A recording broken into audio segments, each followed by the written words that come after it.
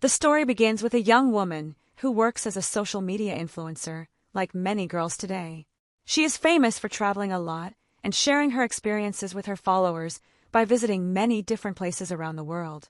She had decided this year to travel more than ever before, and she was currently in Thailand alone. Through social media, she encouraged people to travel, experience life for themselves, meet new people, and make friends. However, this is exactly what would later lead her into serious trouble, which we will see now. One night, she was out alone when an older man approached her, trying to strike up a conversation with her. At that moment, another girl stepped in and saved her from the situation, then took her with her. They left together, and the girl's name was C. She had a large birthmark on her face that made her appearance distinctive. She warned her to be careful around men who try to approach girls and take advantage of them. She told her that the reason she was alone in such a beautiful place was that she had come with her boyfriend, Ryan, but at the last moment of the trip, he left her and went because of work. The next morning, C took her to a mountain so they could see the city from above. As usual, Madison filmed herself and shared it with her followers, showing how happy she was and how beautiful the place was. But when she tried to include C in the recording, C refused, saying she didn't like being on camera. After that, they walked around the city streets, spent a very nice day together, and then Madison returned to her house. However, when she got back, she found the door open, the place turned upside down, and all her personal documents stolen. She immediately went to C, and they filed a report at the tourist police station together. The next day, C helped her reissue her documents and passport, but the process would take at least 2 weeks. During that time, she would not be able to travel, which upset her greatly. C then offered her to stay at her house, and Madison agreed. Madison called her boyfriend via video call. He had been waiting for her arrival in the morning, but she told him that all her belongings had been stolen. However, he did not understand her situation or believe her, and all he cared about was her returning quickly to continue her filming work, which had been delayed because of her situation. So she ended the call and asked for a breakup. After that, C took her on daily trips to different places in the city, and since her stay was extended, they started to bond more. C then took her to her house, located in the forest. Madison asked her why she was living in a hotel when she actually had a home. C explained that she liked seeing the world and meeting new people, and they spent the day together. C then told her she had a surprise for her the next day. The following morning, she took her on a boat to a very distant island far from the city. At night, while they were sitting together, Madison jokingly said, "Did you bring me here to kill me in the middle of the ocean?" C replied, "No, I'm not going to kill you. I'm going to leave you here alone and walk away." She added that Madison would try to use her phone to get help, but it would be useless because there is no network coverage, no ships passing by, and the nearest land is miles away. She would have to search for food and water despite being surrounded by water, and eventually die like many other girls before her. Then C would take everything she owns and replace her life with hers. Madison laughed at first, thinking she was joking. The next day, she had fallen asleep from drinking too much, while C was still awake. C carried out her plan exactly as she had described the night before. She took Madison's phone and bag, left her on the island, and sailed away. Then she took over her social media accounts and started posting as her. She also lived in her house, using everything as if it were hers, even wearing her clothes for content. She managed to access her bank accounts and withdraw money. To hide the birthmark on her face, she professionally edited all photos and videos, and even altered her voice to sound similar. She also took out a loan in her name and began looking for a new victim until she found a girl named Jessica who was in Bangkok. She was able to locate her precisely through her Instagram account.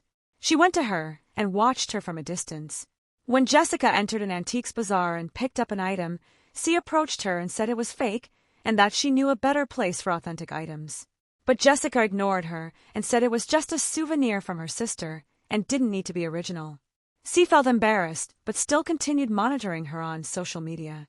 She then found that Jessica had invited her team and anyone feeling lonely to a hotel gathering, which was also a form of promotion for the hotel. Of course, here is the full translation into American English. She obviously doesn't hesitate and goes to her, saying, "I'm one of your biggest fans. I always follow you," and she allows her to sit with her for a while. She then tells her Madison's story as if it were her own, saying she feels lonely and she successfully manages to get close to her. Gradually, she treats her like her first victim, Madison, and steals her bank card and takes her to the house as if it were her own home. But when she enters the house, she finds flowers on the floor, candles, and a romantic atmosphere.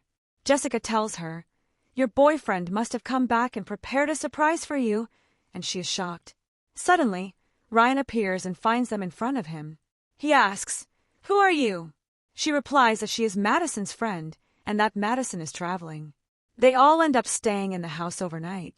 The next day, C calls Ryan and asks him to leave the house, telling him that they have already broken up. But he refuses and insists he won't leave until she comes back and they talk things through. C is actually the one talking to him from the laptop through typed messages. Jessica comes down and wants to go out, but C delays the outing. Since Ryan is a decent man, he says, "Come on, I'll go out with you." So they all go out together, including C. During the trip, Ryan asks Jessica what she knows about C, and she tells him she has only known her for a few days. They both start to get suspicious, thinking she might be behind Madison's disappearance, especially since Ryan is not comfortable with what's happening. Madison would never easily let a stranger into her home. They keep talking about her indirectly, and C decides she needs to get rid of Ryan because he could ruin her plans. But Jessica becomes very worried about her, packs her things, and decides to leave the house. When she confronts C, Jessica tells her she doesn't want to bother her and doesn't feel comfortable there. When C insists on driving her herself, Jessica refuses and tells her she is a liar and a fraud, and that Ryan has explained everything to her, then she leaves. But C quickly catches up to her, attacks her, knocks her unconscious, and puts her in a suitcase near the swimming pool. Meanwhile, Ryan arrives with some of his friends. C asks him to send them away, and when they leave, she begins executing her plan.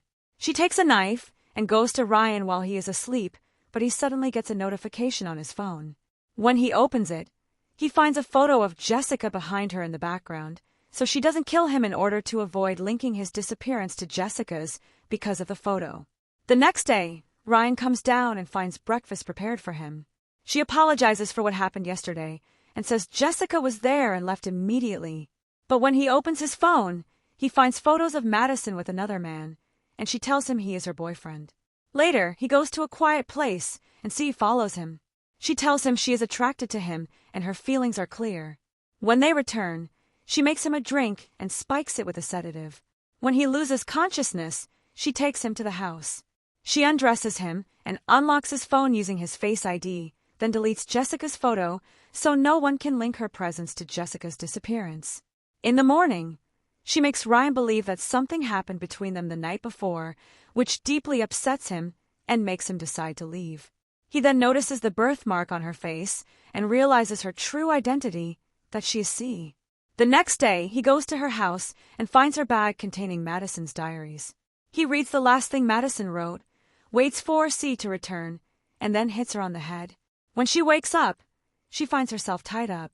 Ryan tells her he knows nothing happened between them and demands to know Madison's location, threatening to call the police. But she threatens him back, saying the police won't believe him and he might be the one arrested. She partially frees his legs, and while he is distracted, she pushes him into the water. She jumps in after him and strangles him until he dies, then places his body in the boat. After that, she takes a shower and posts on Madison's account, falsely claiming that Ryan assaulted and attacked her, and uploads his photo under the accusation. She even wears Madison's engagement ring. The next day, she goes to the island to dispose of the bodies, but she finds wooden markings and carved messages, realizing that Madison is still alive. She grabs a shovel and starts searching for her with the intention of killing her, walking across the island until she sees wooden signs. Suddenly, she is attacked from behind and knocked to the ground. She then leaves the island on the boat after discovering that Ryan's body is the one on board, while Madison is still alive, leaving C stranded alone on the island to suffer the same fate she gave others. And that's how the movie ends. Don't forget to like and comment if you enjoyed it, and subscribe to the channel. Thank you for watching.